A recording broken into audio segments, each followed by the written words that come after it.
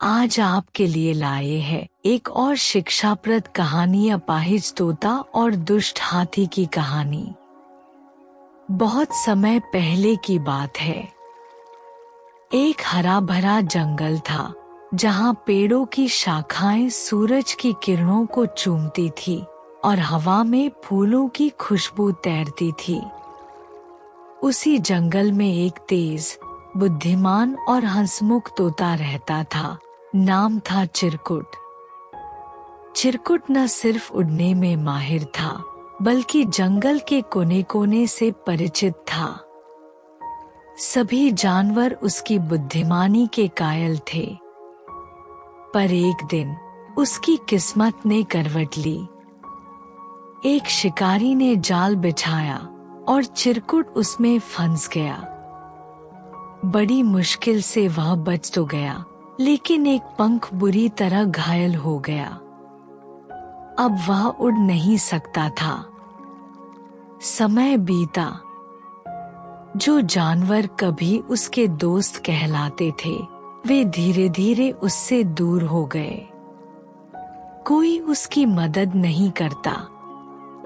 चिरकुट अब अकेले एक ऊंचे पेड़ की खोखल में अपना जीवन बिता रहा था। उसी जंगल में एक विशालकाय हाथी रहता था। नाम था भौकाल। वह अपनी ताकत पर इतना घमंड करता था कि जब भी रास्ते में कोई छोटा जानवर आता, वह उसे या तो डरा देता या रौंद देता। उसे लगता था कि ताकत ही सब कुछ है। एक दिन भौकाल घूमते घूमते चिरकुट के पेड़ के पास आया। चिरकुट शांत बैठा था।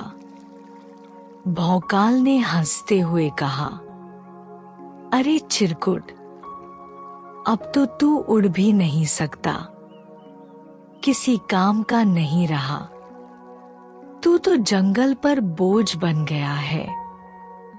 चिरकुट ने मुस्कुराते हुए जवाब दिया, भौकाल, समय बहुत बलवान होता है। जो आज ताकतवर है, कल कमजोर हो सकता है। और जिसकी कोई कदर नहीं करता, वही कल सबसे बड़ा सहारा बन सकता है। भौकाल ने ठहाका लगाते हुए कहा, तेरे जैसे अपाहिज से मुझे क्या सीखना। और वह भारी कदमों से आगे बढ़ गया। कुछ महीनों बाद जंगल में भीषण सूखा पड़ गया। नदियां सूख गईं, तालाबों का पानी खत्म हो गया। जानवरों की प्यास से हालत खराब होने लगी।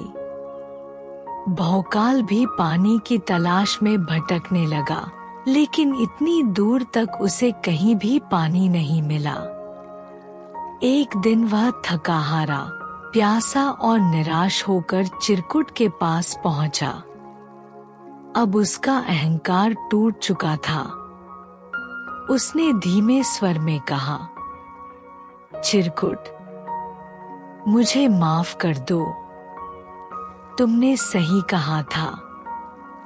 क्या तुम्हें कहीं पानी का पता है? चिरकुट ने उसकी आंखों में देखा और शांत स्वर में बोला, हाँ भौकाल, जब मैं उड़ सकता था, तब मैं जंगल के उस पार एक गहरी घाटी में एक छिपे हुए झरने तक गया था। वह जगह ज्यादातर जानवरों को नहीं मालूम, लेकिन वहां आज भी पानी बहता है। भौकाल ने भावुक होकर कहा, क्या तुम मुझे वहां ले चलोगे? मैं उड़ नहीं सकता, लेकिन रास्ता बता सकता हूँ, चिरकुट बोला। अगर तुम मेरी बात ध्यान से सुनोगे, तो पानी मिल जाएगा। और हाँ, बाकी जानवरों को भी साथ ले चलो। सभी को इसकी जरूरत है। भौकाल ने उसकी हर बात मानी और चिरकुट के निर्देशों पर चलकर उसने झरना ढूंढ निकाला। सभी जानवरों को पानी मिला और जंगल फिर से जीवंत हो गया। अब चिरकुट को कोई अपाहिज नहीं कहता था। सब उसे बुद्धिमान गुरु कहकर सम्मान देते थे। और भौकाल, वह अब सबसे विनम्र जानवरों में गिना जाता था।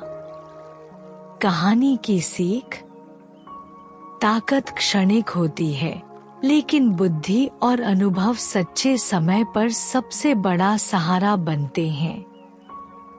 किसी की कमजोरी का मजाक न उड़ाओ, क्योंकि वक्त का पहिया कभी भी घूम सकता है।